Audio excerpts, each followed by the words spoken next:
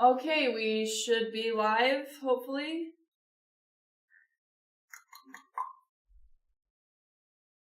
Please. All right. All right, we will jump into it today. Today we are talking about safe driving and awareness during the holidays. So obviously we have Thanksgiving coming up this week. Poor weather coming up with the holidays coming up as well. And then we have Christmas. So just finishing out the year again. Strong, aware, safe. Have a few statistics that the state just put, or the nation just put out this last week. These are DUIs around the country. So these are again for 2020. Gillette, Wyoming is the #1 city in the country with 68.56 people out of every 1,000 having a DUI on record. Go down the list, then we have Casper is 5th in the nation with 50.85, and Cheyenne is 7th with 49.57. So we have in Wyoming 3 out of the top 10 states or cities in the nation. Our statewide DUI rate for Wyoming is 13.97 out of every 1,000 people in the state with a DUI on their record, ranking us first in the nation as well. Our state is first in the nation. We got too many cops. So drunk driving fatalities for 2020 in the state are 34 so far, and the year again is not over yet. So you guys, when you're out there, whether that be in your trucks or in your personal driving, make sure you're taking care of the people on the road around you as well as yourselves. I'm going to throw in our safety focus phrase right now. That is, don't be a statistic. Again, these are numbers. People create these numbers, so make smart choices. Side note, DUIs do disqualify you from a CDL, at least in our hazmat world we have here. So that doesn't just affect, your personal license, it affects your job as well.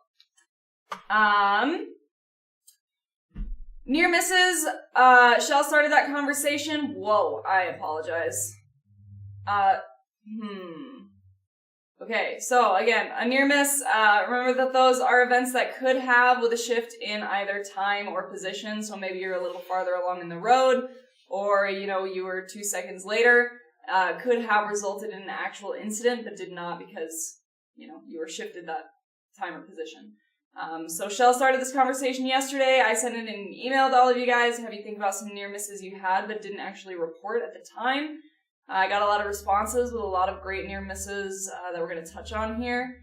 But I also want to open the dialogue and encourage you guys to report those near misses as they happen, even if you don't think they are important to report at the time.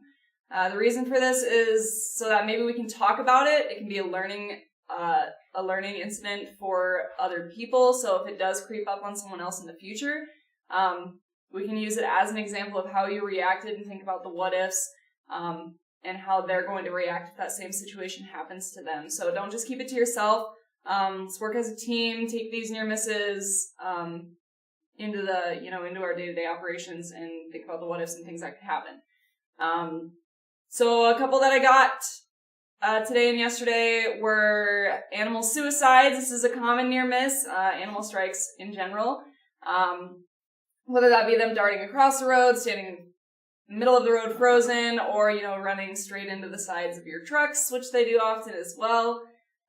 This is something I think we commonly think about how we would react to. And what is the proper reaction for this?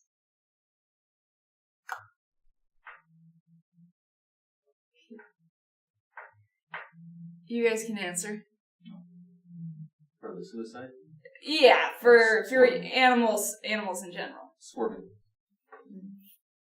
Do not, yes, so do not swerve, correct. Head it off, slow down, don't, hit it Mach 90, but again, that's one of those near misses that are pretty common, especially down in the Right Gillette area with all of those there.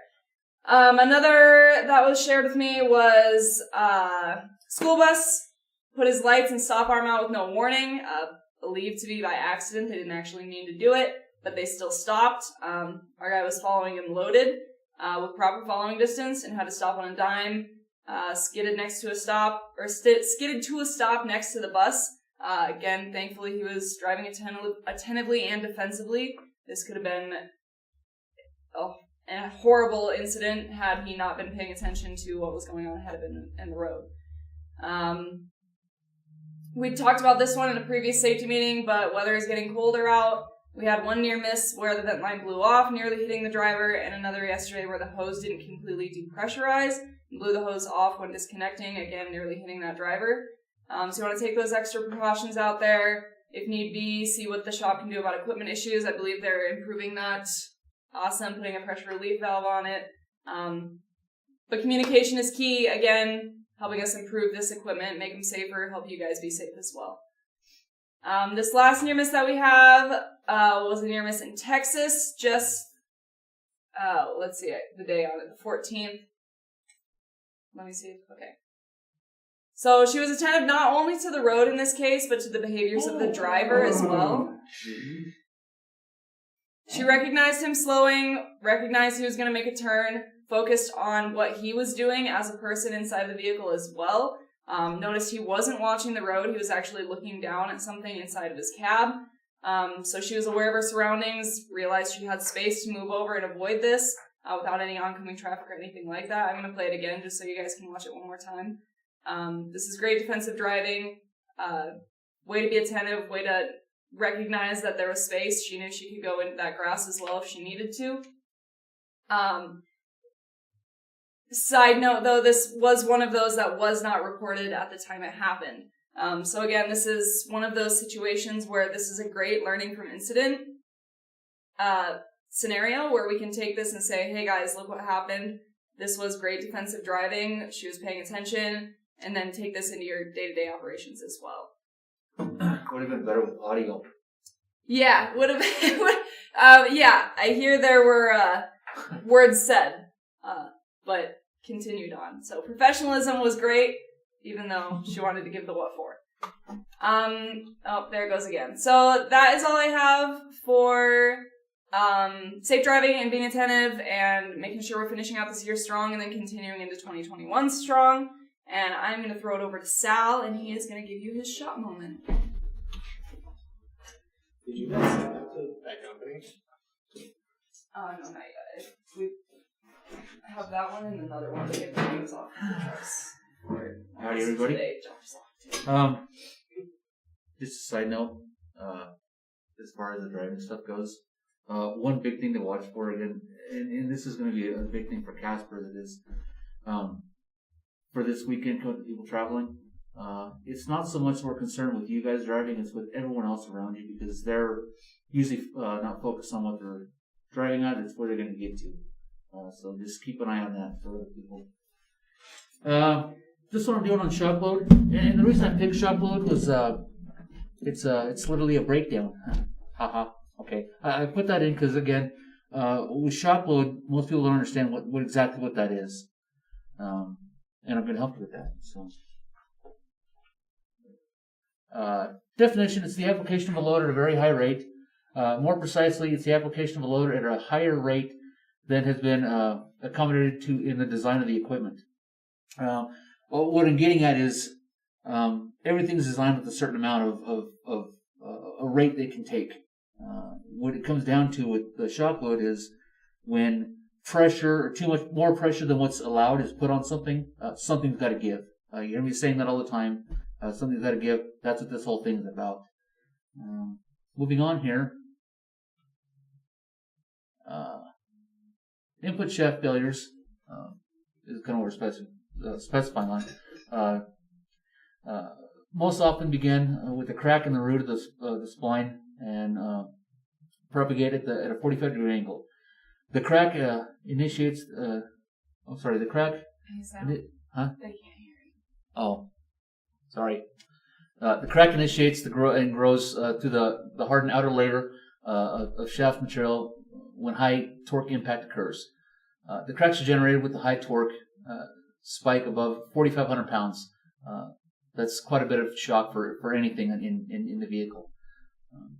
After the initial cracks, they can grow through normal driving conditions, and the shaft will eventually break entirely. Damage over time leading to the end. I say leading to the end. What I'm getting at is the end result. This particular input shaft came from one of our vehicles. And what it came down to was a particular person trying to drive uphill. When it started to not be able to make it, it was downshifted to the wrong gear, and this was the outcome. What it left was a driver stranded for some time because there was no reception where he was at, and the vehicle would move. So again, keep in mind, time and place for things. If you can't make it up, best to get back down, start over again rather than try and muscle through it, because again, something's got to give. So that's what I got. So thanks, guys, and wear your masks.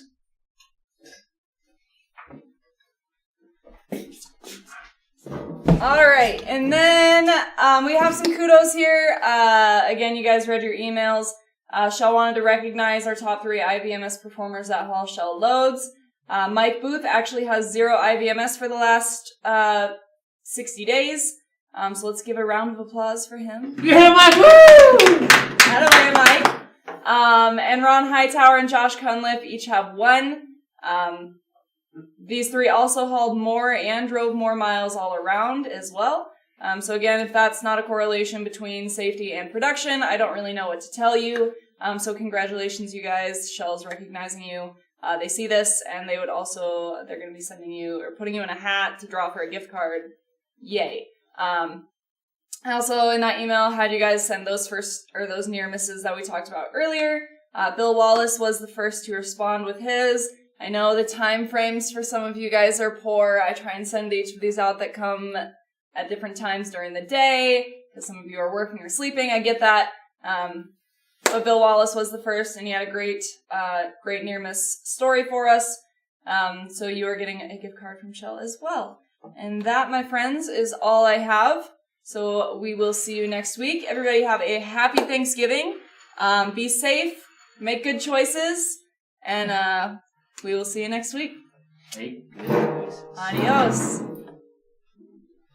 Very good.